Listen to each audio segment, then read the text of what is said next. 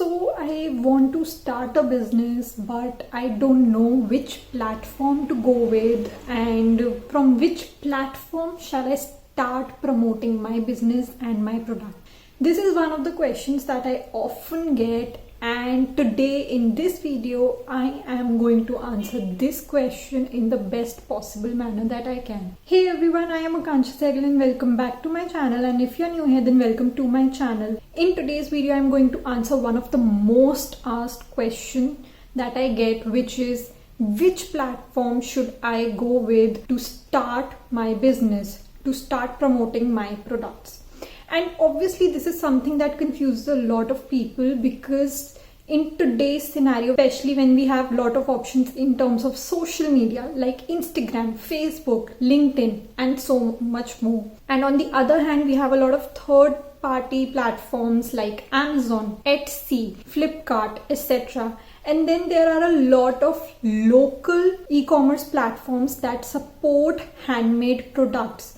So it becomes very confusing for people to choose which platform will perform the best for them and how they can choose the right platform for their products. To choose the right platform, there are a lot of factors that you need to consider, and in today's video we are going to be discussing about what factors you should take account of so that you choose the right platforms for yourself. And now without any further talking, let's just get into the video. Now before getting into the factors, I would like to mention this thing that once you sit down to choose what platform you want to go for, I would recommend that you choose maximum 2 platforms initially and stick to those platforms, and for a period of 6 to 12 months focus on those platforms only so that you can master them and see whether they are working for you or not. Now let's head on to factor number 1 that you should consider while selecting the platform. The very first factor is knowing your target audience. Now in your target audience, there are 2 things that you should consider. The first thing is who is your target audience, and second thing is where your target audience is most active.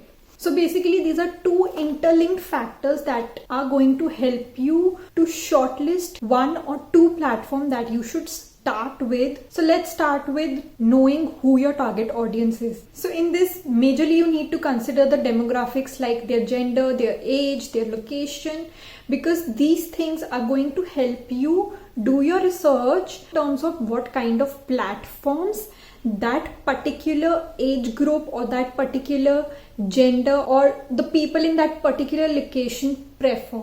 So it is really important to know the demographics of your target audience. Apart from this, in your who is your target audience, you really need to see whether you're going for wholesale orders or retail orders, because this also impacts a lot in choosing the right platform. For example, if you're going for wholesale, I would say that platforms like LinkedIn and Twitter might work better for you, especially LinkedIn, because it is considered better in terms of B2B connections as compared to Facebook or Instagram. Apart from this, if you are considering third-party platforms as well, there are few platforms who give you an option to sell your products in bulk like Amazon, and there are platforms who do not allow bulk selling. So you need to consider this aspect as well, which platforms give you better coverage in terms of B2B selling if you're going for bulk selling. Now let's talk about where your target audience is. I told you in the first segment of this factor that knowing the demographics help you see and analyze which platforms your target audience is using.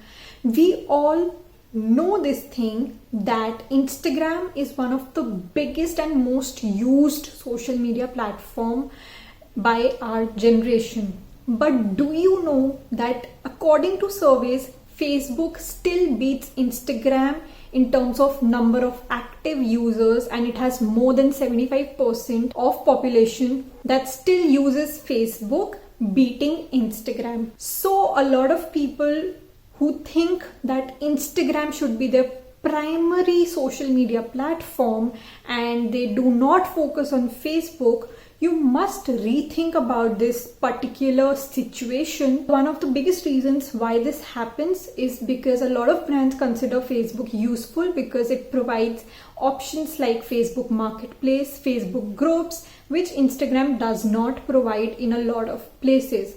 For example, Instagram Shop is available in limited number of countries. So that is why Facebook still remains a better choice for brands. The second factor that you need to look into is at what stage you are in your business. Now, when I say this, I know there are some people who are just starting out as hobbyists and do not want to flourish into a full-time crafter or a full-time artist thing. So it's okay if you want to stick to just social media platforms like Instagram and Facebook, because setting up your store there is comparatively economical as well as easy. But if you actually want to take it to a professional level and you want to grow, you need to consider other platforms, other third-party platforms like Amazon, Flipkart, Etsy, which specializes in handmade gifting. Also, when you are considering the third-party platforms, here also the aspect of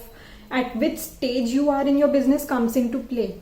If you really want to take it forward and you want to, get yourself registered, take licenses and everything, then you can start with platforms like Amazon, because such platforms require you to have GST registrations. If we talk about India, it needs registration, a GST certificate for you to sell your products as a business. But if you are a person who does not want to go for a GST registration at whatever stage you are, then you can go for platforms like Etsy. Then there are a lot of local platforms. For example, in India, we have platforms like Engrave, Wonder Wheel Store that do not require GST certification, whereas there are other platforms which require you to have a GST registration if you want to sell products on those platforms. So you need to consider this thing as well, that are you willing to go for a registration or not. Also, there is an option of coming up with your own website. Again, for that, I would recommend that you have a registration. So you really need to consider all these things, that whether you want to just go as a side business or you want to develop it as your main business. The third and the last factor that I consider is one of the most important factors in today's video is, what are you comfortable with? Now, we all know that Instagram is one of the go-to platforms for businesses, but it is like one of the most visual platforms.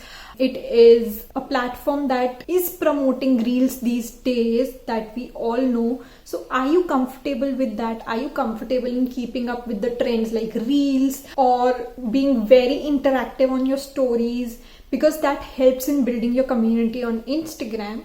So are you comfortable with that? Then you should go for Instagram. If you are not comfortable with that, if you are someone who's more into writing, because there are people who want to do storytellings and want to write things along with their products, then you can go for Facebook. But Facebook and Instagram can go hand in hand, definitely. Now, if you're a person who's really good at SEO and know how to handle a website and everything, then you must start with your own website. If you're a person who likes to create stories and want to go into the B2B section, then LinkedIn is the platform for you. Apart from that, if you're a person who really focuses on making videos and stuff like that, you can choose platforms like YouTube and short video platforms like Moj, Josh, etc. as well, because these platforms do give a boost to your business. Again, if you are a person who's not comfortable with SEO or creating and handling your own website, then you can go for third-party e-commerce platforms, because they reduce a lot of your work.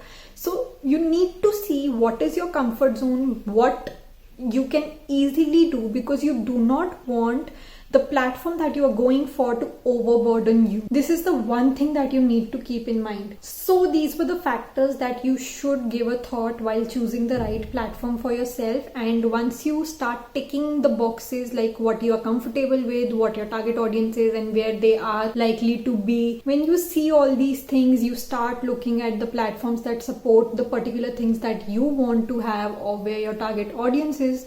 then I am sure you'll find the best platforms for your product. Also, I would like to mention this thing, as I said, go for maximum 2 platforms initially, and I would suggest that the best combination will be to have one social media platform and one e-commerce platform. That can be your website or a third-party platform as well. But this is the best combination that you can go with. So this was it for today's video. I hope you guys liked it. If you did, make sure to give it a big thumbs up. And also, if you have any questions or any queries related to this topic or anything else, do let me know in the comment section below. And also, if you have any other topics that you want me to cover in the future videos, list them down as well in the comment section below. You can contact me on any of my social media profiles and I'll be happy to answer all your questions. And yes, this was pretty much it for today. Make sure that you subscribe to my channel so that you do not miss any of the future videos and grab some knowledge related to creative businesses, growing your creative businesses. That would mean a lot to me. I'll see you guys super soon. Thank you for watching. Bye.